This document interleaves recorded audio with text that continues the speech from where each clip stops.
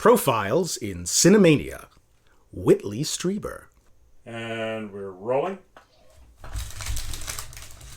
I said rolling, tape ain't free, you know. Hang on, I'm gonna need some extra PPE for this one. Okay, that's better.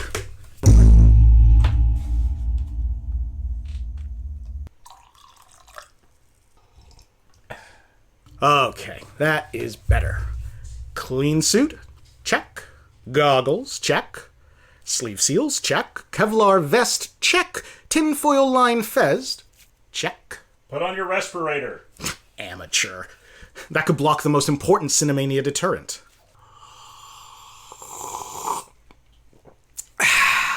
16-year-old Lefroy cast strength? Check. Oh, and...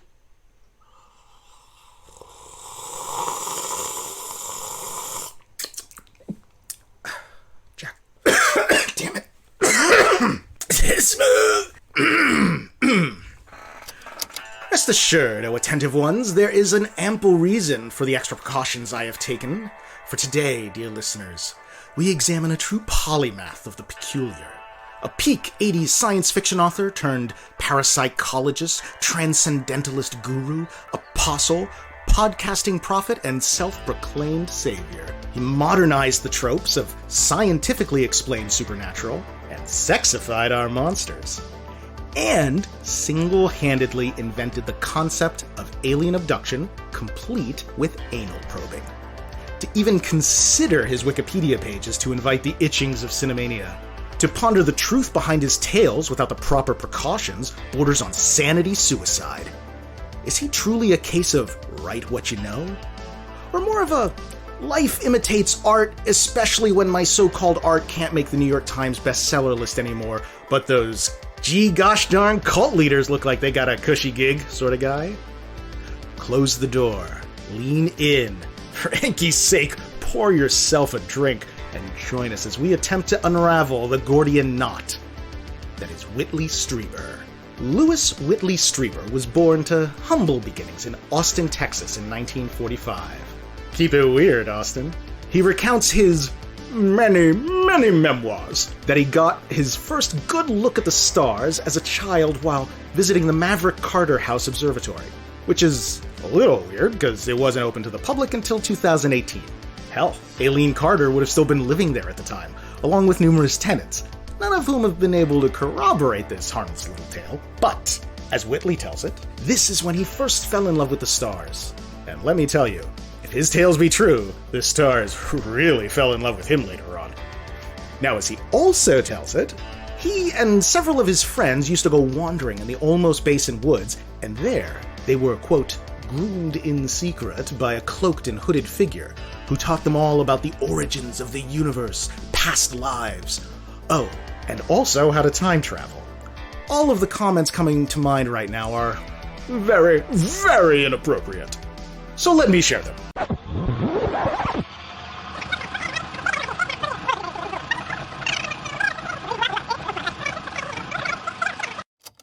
So basically you're telling me that this guy is an L. Ron Hubbard level fabulist?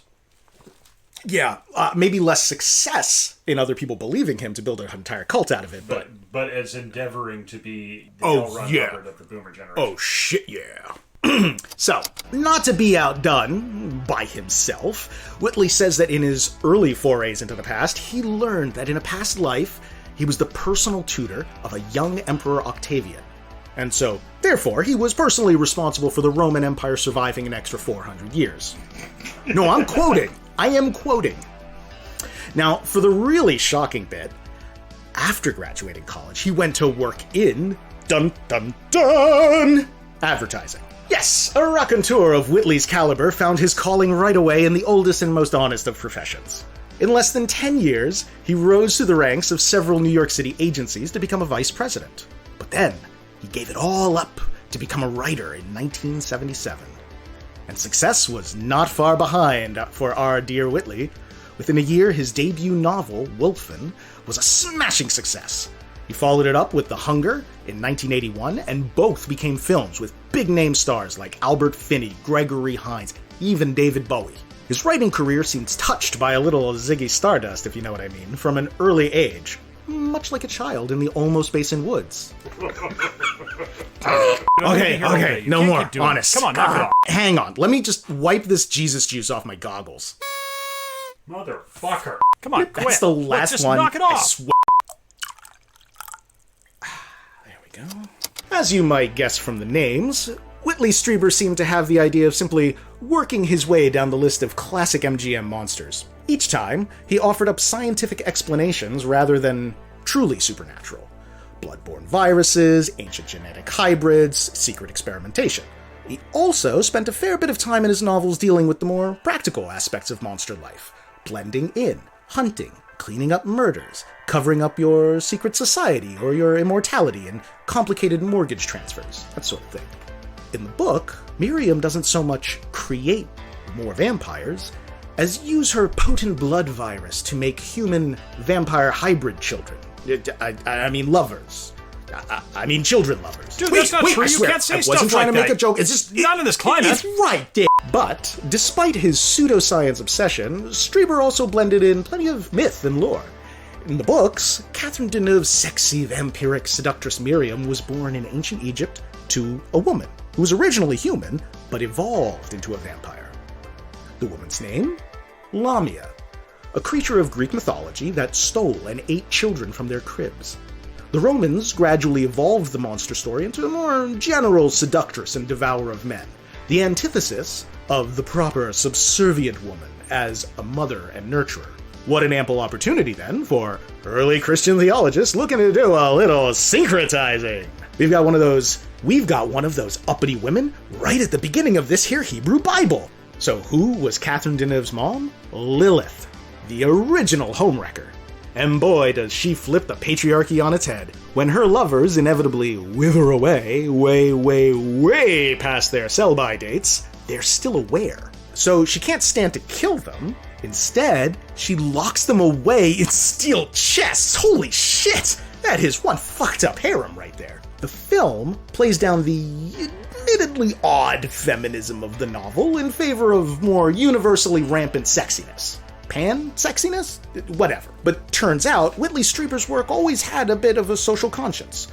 Even in Wolfen, one of the main subplots centered on both police corruption and the healthcare system, as the main character's policeman husband was forced to take bribes in order to get proper healthcare for his father. The book delves into the corruption, cover-ups, and general police incompetence at some length, and the horrors of the American healthcare system. And that was back in 1978. Strieber wrote a series of books from 1984 to 1986 dealing with fears of nuclear and environmental self-destruction, and these themes pop up over the course of his career. 1999's subtly titled The Global Coming Superstorm posits a rather outlandish possibility of a very sudden environmental collapse, but based in the scientific community's very real findings about global warming. We all know that book better as the John Cusack zinger, The Day After Tomorrow. Yep, that's a Whitley Strieber original too. But, surprise, surprise, liberal science fiction didn't go over quite as well without all of the sex. And Whitley's follow-up books through the 80s didn't fare nearly as well. And he couldn't have that now, could he? This is the man who saved Rome, after all. Now, before we dive into the well of weird here, let's consider his transition. But don't skip ahead for fear of some dreary montage of boozy nights spent over a typewriter with nothing but "all work and no play makes Jack a dull boy" on the page, crying on a therapist's couch and finding comfort in the arms of strange shih tzus who charge by the hour. Whitley may not have jumped straight from flash-in-the-pan novelist into full-on star messiah, but this diversion is definitely going to dally in some grade-A wackadoodle secret society stuff. First, he joined the Gurdjieff Foundation. The Gurdjieff Foundation was the brainchild of mystic, metapsychologist, and dolly-worthy mustache conveyor George Ivanovich Gurdjieff, along with his top student, the esotericist Peter Uspensky. The foundation taught the Fourth Way, a combination of fakir, monk, and yogic traditions designed to achieve higher consciousness. And by fakir, we do indeed mean Sufi mystics. So yes, if nothing else, these folks had rippin' dance parties. Whitley didn't stay long, leaving in 1985, but it must have left an indelible mark because he continued to reference the Fourth Way's principles and cosmology in his own writing through the rest of his career. Admittedly, when I say reference, I do mean he often repeated them word for word, or with minor alterations, not that he cited them as teachings of the Fourth Way. So, he ripped them off. But it's certainly possible that while he left the organization, their lessons actually resonated with him. Either that, or he got to see firsthand how the teachers of the Fourth Way could get away with autocratically dictating every minute detail of their students' behavior, complete with plenty of physical, emotional, and sexual abuse. Let's figure it out together, shall we? In any event, with his career on the downside, Whitley does something rather drastic. In 1987, he publishes Communion, a tale of a man abducted from his cabin in upstate New York. Because where else would you get abducted from? Only this time, without ending up underneath Giant Stadium parking lot. Now, he's not saying they're aliens, but he's not saying they're aliens either. The narrator simply calls them the visitors, which is a very gentle euphemism considering these visitors subject him to all manner of anal probing, described in long and loving detail over the course of the book, but with little lubrication. And so a meme was born before memes were a meme. Everyone knows now what happens when you get abducted by aliens. Hell, it was even in an episode of South Park. Probably most of us don't even know why aliens have this reputation. It seems unfair. Hashtag not all aliens. But when we tell that horribly xenophobic joke, it's Whitley Strieber there in the back of our brains. Now, Whitley had written a very similar short story the year before called Pain. Right. Featuring abduction by an alien dominatrix. But while he added the sex back into his little allegories, it still didn't return him to the stardom he deserved. In Communion, he found the key that unlocked the door that opened to the path that led to the switch that shined a light on the key. No, not the first key. Now the metaphoric key to reviving his career. He had introduced the sensational element of anal probing, yes. But wait, there's more. What is it, you ask?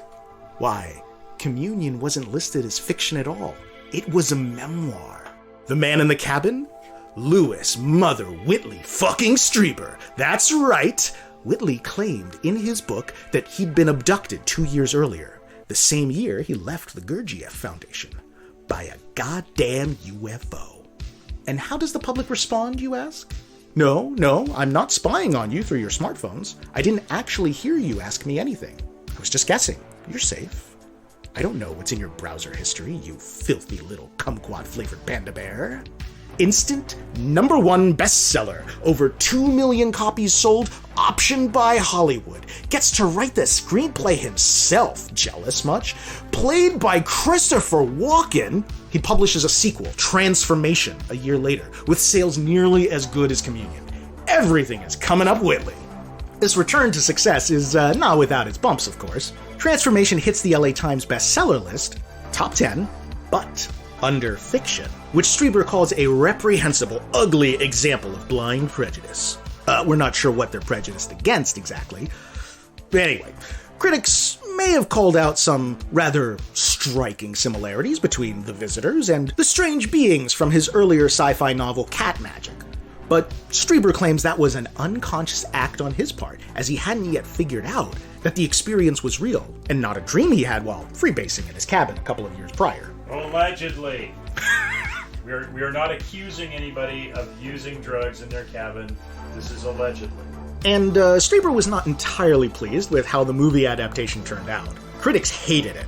Today it has a measly 33% on Rotten Tomatoes. And Whitley did not care for Walken's portrayal of him. No, the aliens, they're here for me. They're picking me up and dragging me into the spaceship. Probe me. Not my ass. No, that doesn't go in there. Never. It's not meant to. That's an out-hole only. That's where I keep my father's pocket watch. Now, in the movie, he tears his family apart over his vision, slowly going crazy. Little does he know, his best friend is actually Narn Ambassador Jakar, also known as the late great Andreas Katsoulis. So while the visions are true, It turns out to be some kind of extraterrestrial curse, and his son will suffer the same fate. Like, fucking dark. In an interview, Whitley said, "I think Christopher Walken played me like I was a complete jerk."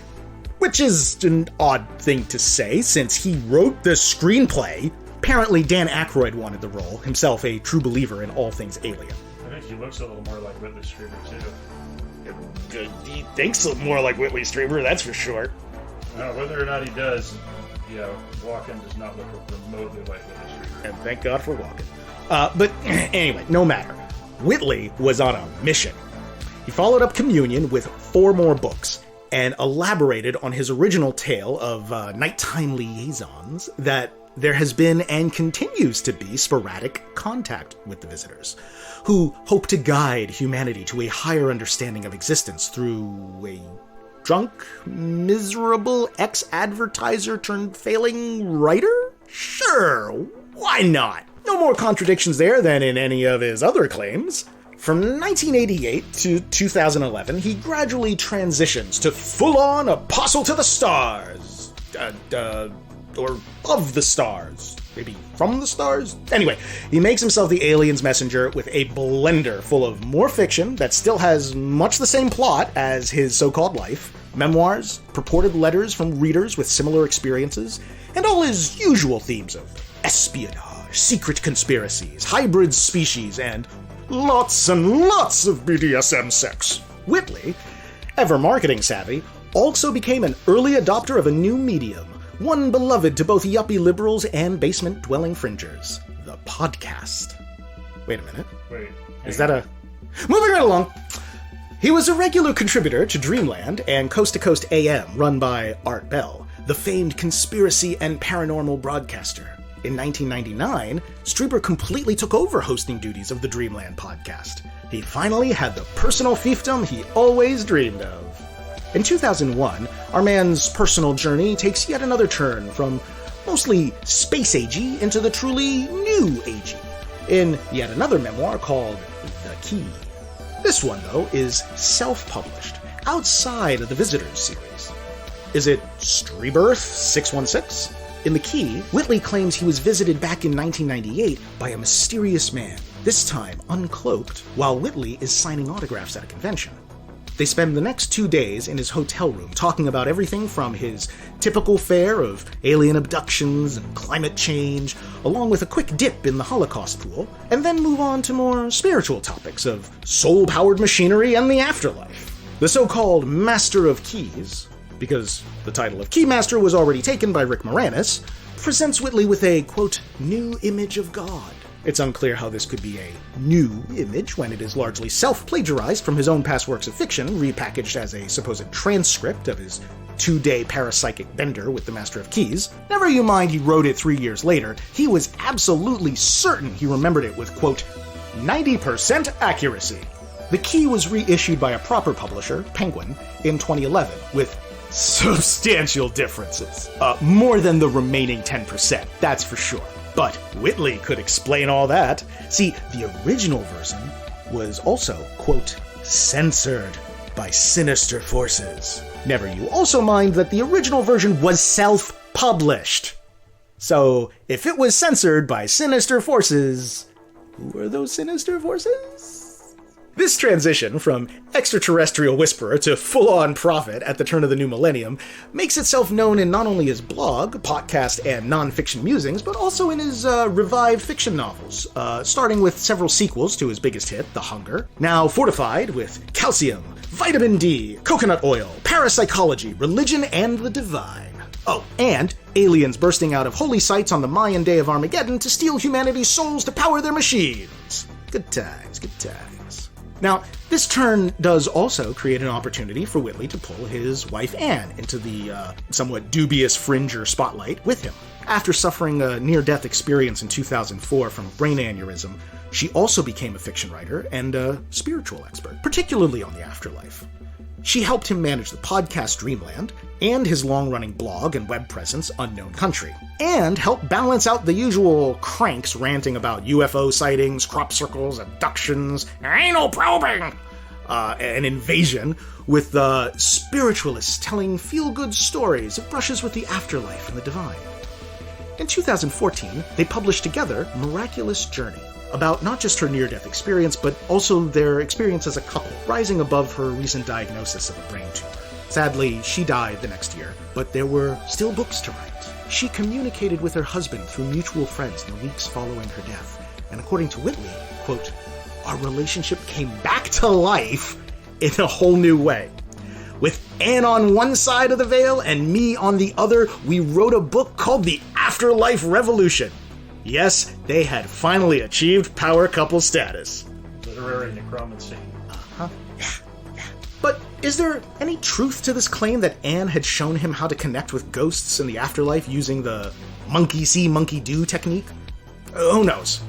There's no more or less evidence of this than the Keymaster, the Visitors, or that creepy time-traveling pedo in the woods outside of Austin. This is the same man who demanded extensive tests of his own temporal lobe for epilepsy, which sadly turned up totally healthy. The same guy who claimed repeatedly in interviews that he had been present at the Texas University Whitman massacre. You know, the clock tower shooter guy. Directly in the line of fire, he described it in gruesome, bloody detail on national television.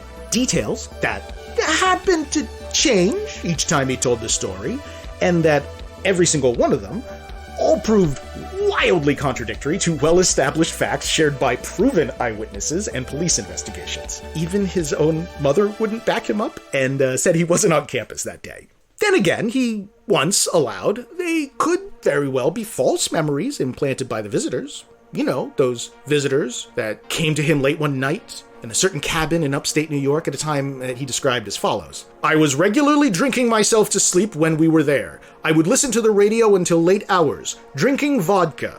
Yeah. Very, very good atmosphere for memory retention. Yeah. We know that, like vodka is not responsible, or alcoholism is not responsible for creating hallucinations of any kind whatsoever. Yeah. It's well known for this. Yeah. Nothing to do with pink elephants. Yeah. Now, Scotch, on the other hand, whoo, lovely visions there. But yeah, you do have to wonder, it's like, oh, well, we're inserting this up his ass, we might as well insert some memories while we're at it, too. Is that how they get in there? Yeah. Well, for Whitley, it's the closest, fastest route to his brain. Okay. So, anyway, more recently, he has tried his hand at historical fiction with the 2-volume epic story of espionage and stolen love. Oh, for fuck's sake, seriously? In Hitler's house? No way. Hang on. Let me read this. William Weber was on tour. Meets struggling politician Adolf Hitler. Okay. Becomes a British intelligence asset. Falls in love with Hitler's mistress, a Berlin prostitute, because of course. Oh, and she's secretly Jewish. Yup, okay. The actual fuck, Amazon.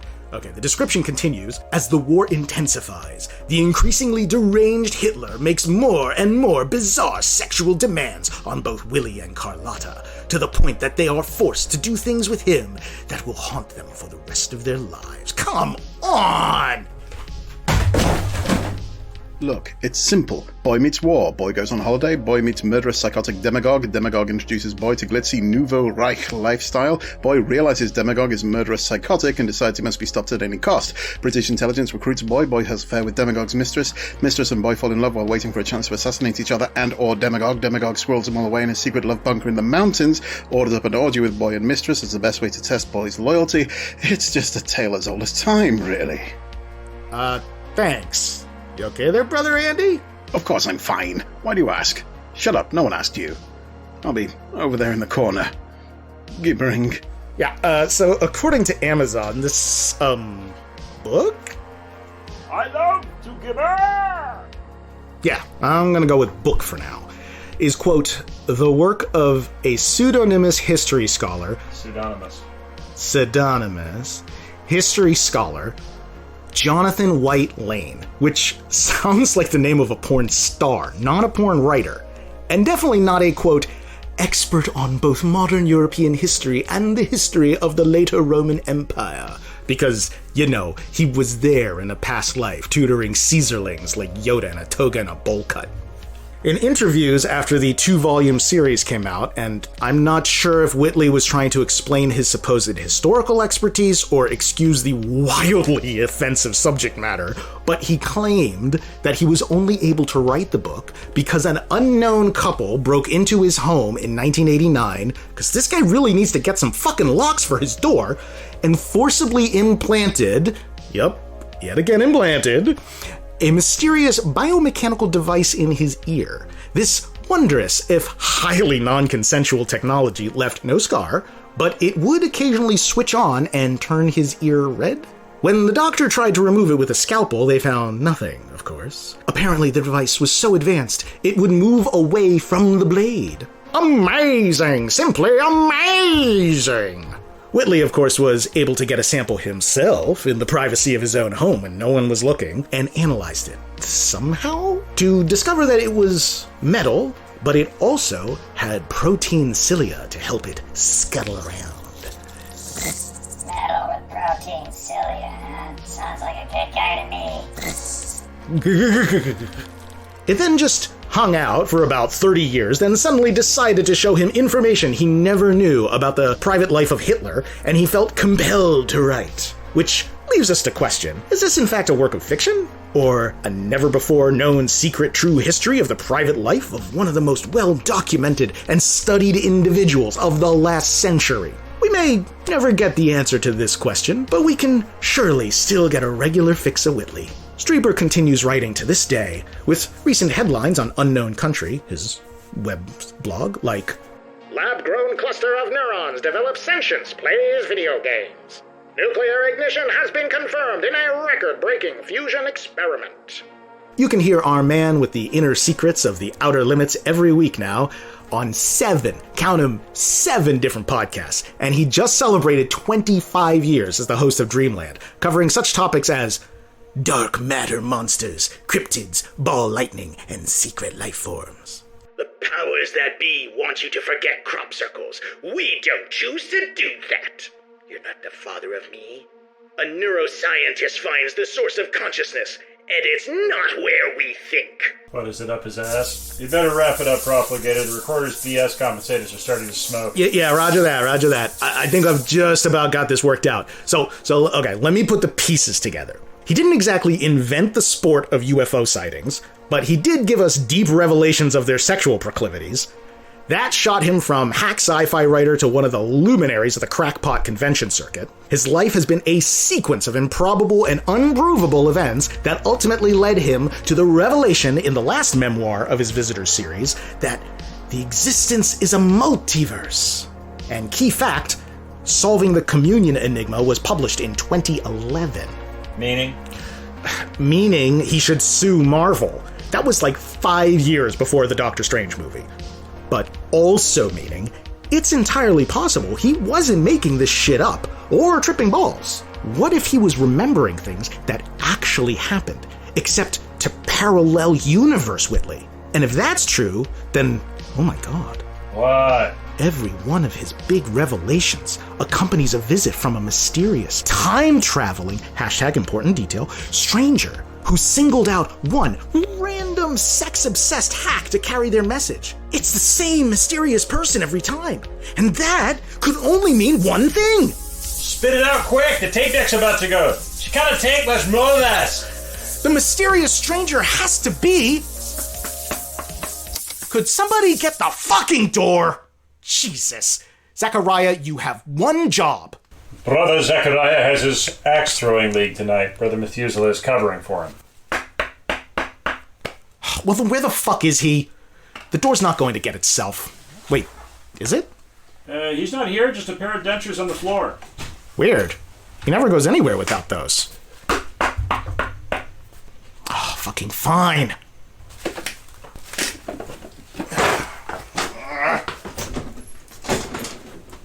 Yeah, what?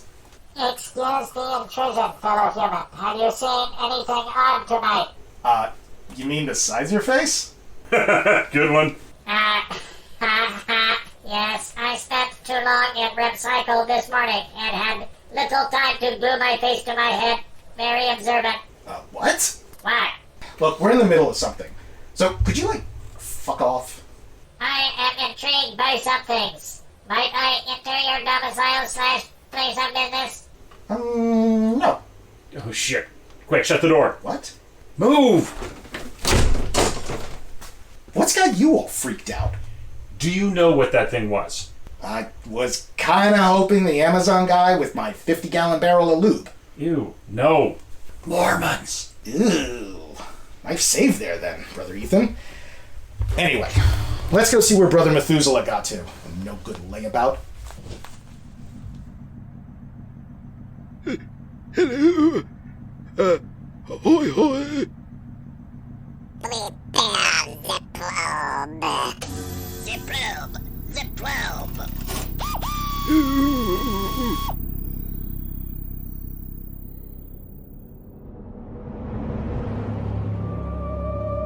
That episode of the Cinemania Society was written and performed by Daniel Scribner, Ethan Ireland, and Andy Slack.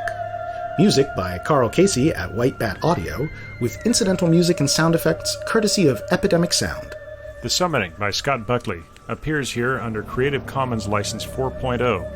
Visit soundcloud.com/Scott Buckley for more tracks by this artist. Legal representatives take note.